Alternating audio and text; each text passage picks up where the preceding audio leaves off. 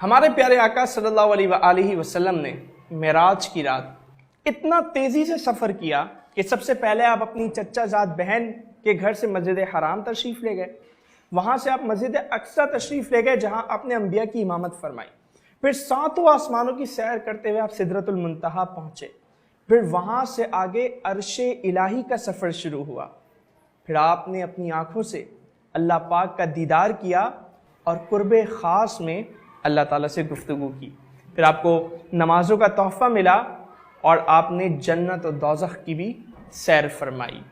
واقع معراج سے آپ صلی اللہ علیہ وآلہ وسلم کی شان کا اندازہ ہوتا ہے کہ معراج کی رات آپ جس بستر پر آرام فرما رہے تھے، جب آپ معراج سے واپسی آئے تو وہ بستر اسی طرح گرم تھا، جاتے ہوئے آپ نے جس پانی سے وضو فرمایا تھا وہ پانی اب بھی بہہ رہا تھا، سفر معراج پر جاتے ہوئے جس ٹہنی سے آپ کا امامہ ٹکرایا تھا وہ ٹہنی واپسی پر بھی ہل رہی تھی، برسوں زمانے کی حرکت رکی رہی، نہ ناخن بڑے ہوئے نہ کسی کے بال، نہ پودوں کے قد میں اضافہ ہوا نہ درختوں کی جسامت بڑھی، برسوں کا طویل ترین سفر پیارے آقا صلی اللہ علیہ وآلہ وسلم نے کچھ ہی وقت میں طے فرمایا۔ اس سے پتہ چلتا ہے کہ ٹائم اینڈ اسپیس سے آزاد ہونا گویا یہ آقا صلی اللہ علیہ وآلہ وسلم ہی کی شان تھی۔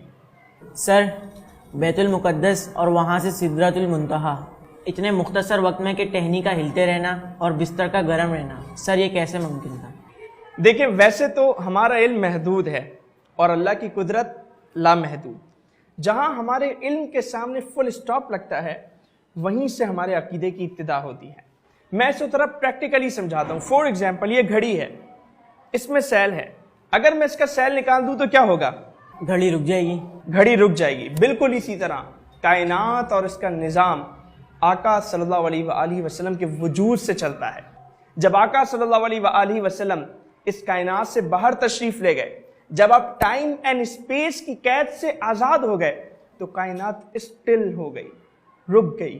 اسی لیے ہم کہتے ہیں نا کہ وہ جو نہ تھے تو کچھ نہ تھا، وہ جو نہ ہو تو کچھ نہ ہو، جان ہے وہ جہان کی، جان ہے تو جہان ہے۔ سر، ایک اور سوال کہ کوئی ٹائم اینڈ اسپیس سے کیسے آزاد ہو سکتا ہے؟ جی، جیسے کہ میں نے آپ کو بتایا کہ پیارے آقا صلی اللہ علیہ وآلہ وسلم وجہ وجود کائنات ہیں۔ اللہ تعالیٰ فرماتا ہے کہ اے محبوب، اگر آپ نہ ہوتے تو میں زمین و آسمان کو، جنات اور فرشتوں تک کو پیدا نہ فرماتا۔ تو آقا صلی اللہ علیہ وآلہ وسلم کے کائنات سے باہر چلے جانے سے یہاں کا نظام رک جانا یہ ناممکن نہیں ہے، امپاسبل نہیں ہے۔ اور اگر ہم سائنٹیفکلی دیکھیں تو سائنس بھی انرجی ایکول ماس کی تھیوری مانتی ہے کہ اگر کوئی انسان روشنی کی رفتار سے سفر کرنے کا ہنر جان جائے تو وہ ٹائم اینڈ اسپیس کی قید سے آزاد ہو جاتا ہے۔ پھر مائنڈ سائنسز کے یہاں بھی بینڈنگ آف ٹائم کی ایک تھیوری موجود ہے۔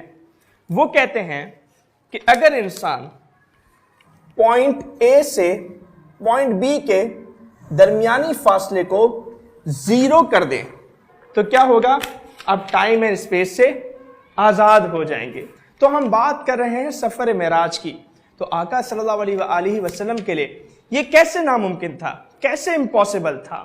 اور پھر سب سے آخری بات، سفر معراج جس نے کروایا وہ کون ہے؟ وہ اللہ تعالیٰ کی ذات ہے جس کی قدرت لامحدود ہے۔ وہ اگر چاہے تو ایک لمحے بلکہ اس سے بھی کم میں یہ سفر طے کرواتے ہیں۔